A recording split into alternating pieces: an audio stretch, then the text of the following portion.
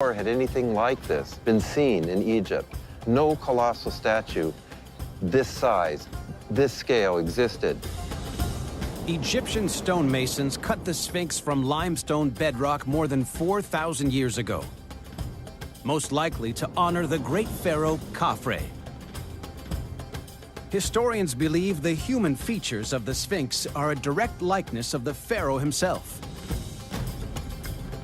But over thousands of years, the harsh desert wind has sandblasted Khafre's carved features away, leaving just a few tantalizing clues as to how the sculpture originally looked.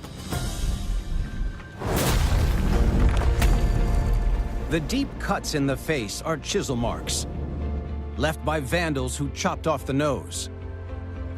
Based on other statues of the time, this is what the nose may have looked like.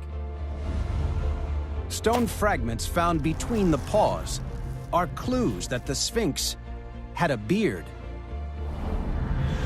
Traces of paint behind the ears could mean that it used to wear heavy makeup. And what looks like hair is actually a regal headdress, framing the immortal face of the god king Khafre himself. But one big question remains unanswered. Why did Khafre put his face on the body of a lion? The ancient world had never seen an animal-human hybrid quite like it before. Usually, statues in ancient Egypt are comprising a human body with an animal head, so they're usually that way round, rather than in the case of the Sphinx, where we've got a lion's body with Khafre's human head on top. Egyptologist Lydia McKnight believes cats had special religious meaning to the Egyptians, and that perhaps Khafre put his head on a lion to impress his cat-mad people. Lydia looks for evidence of this cat obsession in tiny mummies like this, commonly unearthed in Egyptian digs. We've brought a mummified animal from Manchester Museum's collections because we believe it to be the mummy of a cat.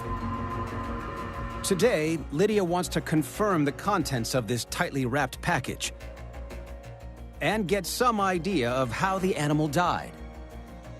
She wants to know if the death was natural or if the Egyptians were killing animals to order. We brought it here today to use non-invasive radiographic methods that are usually used to scan living patients, just to check what's going on the inside in a non-destructive way.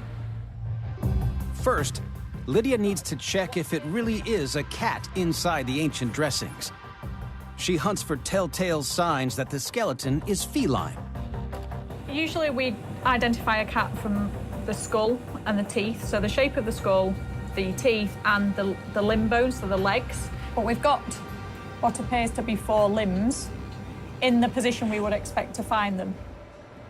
The ancient skull of this specimen is badly damaged, but the legs are intact and folded up underneath the body. You can see quite nicely the paws here. So this is one of your front limbs and the paw.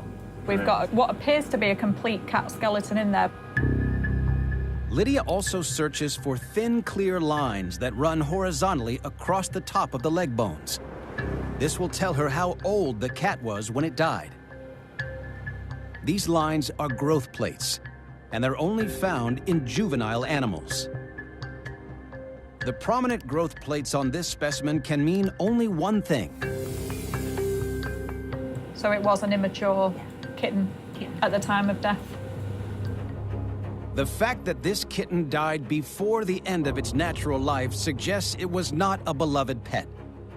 It was an animal bred in captivity for one purpose: to be slaughtered and mummified as an offering to the cat gods.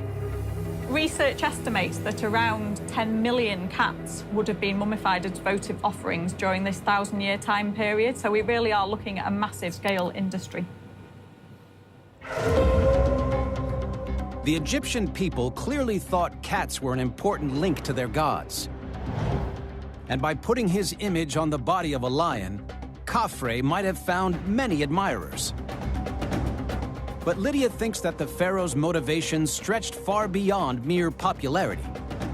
We believe that the pharaohs liked to imply that they were almost gods on earth, that they had the power of a god but in living human form. Did Khafre want to be seen as a god? Is that why he put his head on one of the animals his subjects considered most holy? Khafre wanted to show his dominance and power over not only the physical landscape in which the statue stands, but also over the people of Egypt during his reign. To impress his people, Khafre ordered the construction of the biggest statue in Egyptian history. But there was a problem. No animal carving this big had ever been attempted before. To achieve it, Mark Lehner thinks the Egyptian craftsmen must have learned how to exploit the natural layers of the rock. We've been looking at the layers in the Sphinx quarry where they cut the blocks. But it all tells you that the Egyptians were good geologists in their own right. They used the geology and the layers to their advantage, that's for sure. Mark's investigations suggest that the Egyptians would pound trenches into the bedrock to form a grid of deep channels and expose the layers of limestone. They drove wooden wedges between the layers to split them with ease and lift out perfect building blocks. As they excavated the rocks, they carved out the rough shape of the Sphinx and recycled the spoil to build the temples. Finally, an army of stonemasons used copper chisels to add the detail of the pharaoh's face and lion's body.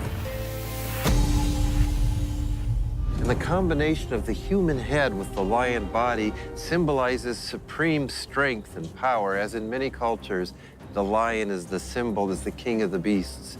And yet, the beast is controlled by human intelligence. Indeed, the intelligence of Pharaoh himself